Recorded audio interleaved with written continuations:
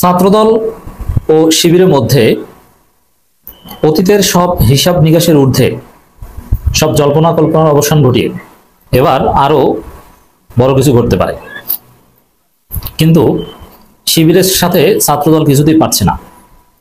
দর্শক, সহজ হিসাব ছিল এরকম যে বিএনপি জামাত জোট ছিল, ছাত্রদল শিবির। তারেক রহমান বলেছিল ছাত্রদল শিবির এক মায়ের পেটে দুই ভাই, কাঁধে কাঁধ মিলিয়ে নানান সময় নানান আন্দোলন করেছে।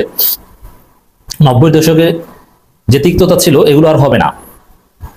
কিন্তু না, 2024 পরবর্তী সময়ে আমরা দেখছি যে অতীতের হিসাব নিকাশের ঊর্ধ্বে উঠে সে 90 দশকে শিবির এবং ছাত্রদলের মধ্যে যে বৈরী সম্পর্ক ছিল আবারও সেই বৈরী সম্পর্ক। ছাত্রদল পরিকল্পিতভাবে শিবিরকে আঘাত করছে, উত্তেজনা বাড়ছে। শিবিরের মধ্যে দুইটা স্কুল অফ থট, একটা হচ্ছে যে ধৈর্য ধরুক, কারণ 5 আগস্টের পর যারাই পেশি শক্তি প্রয়োগ করেছে তারাই ধরা খেয়েছে, তাদের রাজনীতি নাই হয়ে গিয়েছে। তো এভাবে ছাত্রদল ধরা খাবে। আরেকটা স্কুল হচ্ছে শিবিরের যে না, শিবির মার খায় না, শিবির পাল্টা প্রতিহত করবে। কোথাও যদি শিবিরের গায়ে কেউ অন্যায্যভাবে হাত দিতে আসে তাহলে তার খবর আছে। এখন কেন্দ্রীয় শিবির ধৈর্যের নীতি অবলম্বন করছে, কোন উস্কানিতে পা দিবে না, কারো সাথে সংঘাতে জড়াবে না। কিন্তু মাঠ পর্যায়ে অনেকেই সংঘাতে অনিবার্যভাবে জড়িয়ে যেতে পারে, কারণ ব্লাড অ্যান্ড ফ্লেশ, রক্ত মাংসের মানুষ। শিবিরের ছেলেরা হেল্প ডেস্ক খুলেছে, শিক্ষার্থীদের হেল্প করছে, কোনো পলিটিক্যাল কিছু না। তার সামনে এসে গায়ের জোরে বিএনপি ছাত্রদল সন্ত্রাসীরা দাঁড়িয়ে থাকে। শিবিরের ছেলেরা হেল্প ডেস্ক করেছে, সেটার ব্যানার ছিঁড়ে ফেলে, ভেঙে ফেলে, মোবাইল ব্যাগ নিয়ে যায় চুরি করে, খাবারের প্যাকেট ট্যাকেট থাকলে নিয়ে যায়। রক্ত মাংসে গড়া শিবির সব ক্ষেত্রে ধৈর্য ধরতে পারবে না, যার ফলে ছাত্রদল এবং শিবিরের মধ্যে সংঘাত অনিবার্য। কিন্তু বাস্তবতা হচ্ছে শিবিরের সাথে মারামারিতেও পারবে না, কৌশলেও পারবে না, অনলাইন প্রচারণাও পারবে না। মারা খাবে সব দিক থেকে ছাত্রদল। ফলাফলটা আপনারা দেখতে পাবেন। ছাত্রলীগ ভেবেছিল যে তাদেরকে কে কি করবে, হাসিনার গুন্ডা বাহিনী, হেলমেট বাহিনী কত কিছু করেছে, কিন্তু সেই ছাত্রলীগ আসল মারটা খেয়েছে কিন্তু শিবিরের কাছে। ঢাকা বিশ্ববিদ্যালয় সব বিভিন্ন বিশ্ববিদ্যালয় কলেজ থেকে যে ছাত্রলীগকে বের করে দেওয়া হয়েছে, মৌলিকভাবে এই কাজটা করেছে শিবির। নানান অপারেশনের নাম দিয়েছে, অপারেশন হাসবুন আল্লাহ, নানান ভাবে শিবির ঠান্ডা মাথায় পরিকল্পিতভাবে ছাত্রলীগকে আজকে দেশ ছাড়া করেছে।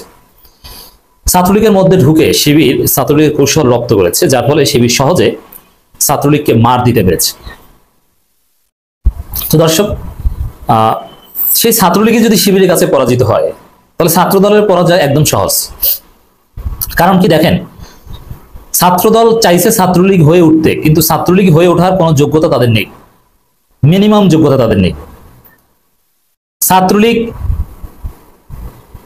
তারা মিডিয়া নিয়ন্ত্রণ করত, পুলিশ প্রশাসন, র্যাব, ডিজিএফআই, এনএসআই সব তাদের নিয়ন্ত্রণে ছিল।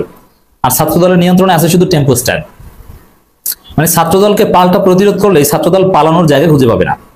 আর ছাত্রলীগকে রক্ষা করার জন্য পুলিশ আসতো, র্যাব আসতো, ডিজিএফআই আসতো, আর্মি আসতো, এনএসআই আসতো, সবাই আসতো, ভারত আসতো, চীন আসতো, রাশিয়া আসতো, প্রথম আলো আসতো, ডেইলি স্টার আসতো। ছাত্রলীগের অপকর্মকে জায়েজ করতো প্রথম আলো, ডেইলি স্টার, যে এই যে হত্যা করেছে এটা তো শিবিরকে হত্যা করেছে, অতএব এটা সমস্যা নেই। আর ছাত্রদলের অপকর্মের পক্ষে বয়ান ক্রিয়েট করার মতো কিছু নেই। অতএব শিবিরের সাথে যে কোনোভাবেই ছাত্রদল পারবে না এটা স্পষ্ট হয়ে গেছে। তবে হ্যাঁ, সামনে টুকটাক কিছু মারামারি ঘটবে। সব ক্ষেত্রে আপাতত মনে হচ্ছে যে শিবিরের হেল্প ডেস্ক ভেঙে ফেলতে পেরেছে, বড় কিছু হয়েছে না। সব ক্ষেত্রে ছাত্রদল পরাজিত হবে, শিবির বিজয়ী হবে। মেধায় শিবির বিজয়ী হবে। ছাত্র কল্যাণমূলক কাজে শিবির অনেক এগিয়ে। শিবিরের ছেলেরা পড়াশোনা করে, চাকরি পরীক্ষা দেয়, তারা বিসিএস ক্যাডার হয়। আর ছাত্রদলের সাংগঠনিক জীবন শেষ করে সরোয়ার্দী উদ্যানে গাঁজা খায়। আমি দেখেছি ছাত্রদলের সাবেক কেন্দ্রীয় সহসভাপতি, যুগ্ম সাধারণ সম্পাদক, সাংগঠনিক সম্পাদক স্টুডেন্ট পলিটিক্স শেষ করে সরোয়ার্দী উদ্যানে গাঁজা খায়, আর কোনো কাজ নেই, কিচ্ছু করতে পারেনি, ব্যবসা বাণিজ্য করতে পারেনি। ছাত্রলীগ তো অ্যাটলিস্ট একটা ব্যবসা বাণিজ্যের লাইন করেছে। যেমন ছাত্রলীগের যারা নেতা হয়েছে, এই নাজমুল বা আরো অনেকে, তাদের প্রত্যেকের লাইফ এস্টাবলিশড শুধু এই কারণে। কিন্তু ছাত্রদল কিছুই পারে না। এরা টেম্পো স্ট্যান্ড আর পাবলিক টয়লেট দখল ছাড়া কিছুই পারবে না। এদের কোনো যোগ্যতা নেই, এদের আইটি যোগ্যতা নেই, এরা ডিবেট করতে পারে না, এরা টক শোতে কথা বলতে পারে না, এরা বিশ্ববিদ্যালয়ের শিক্ষক হতে পারে না। শিবিরের সাথে পরাজিত হবে। শিবির ঢাকা বিশ্ববিদ্যালয়ে 16 লক্ষ টাকা খরচ করে ঠান্ডা পানির মেশিন বসায়, আর ছাত্রদল এরা কি বসায়, কি বসিয়েছে, কি করেছে? বিসি প্রক্টরের পদত্যাগ চেয়েছে, যদি ওগুলো মানুষ দেখলে হাসে যে বিসি প্রক্টর পদত্যাগ করবে, এটা হাস্যকর কথা।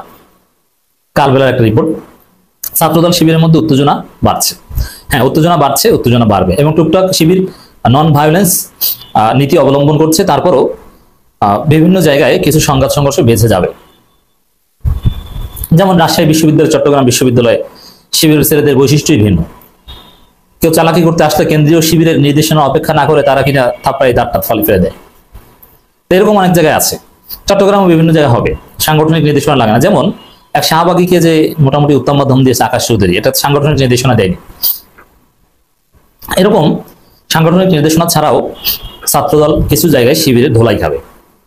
আর ছাত্রদলকে যদি শিবির পরিকল্পিতভাবে মার দিতে চায়, এতে শিবিরের লাঠি হাতে নেওয়ার কোনো প্রয়োজন নেই।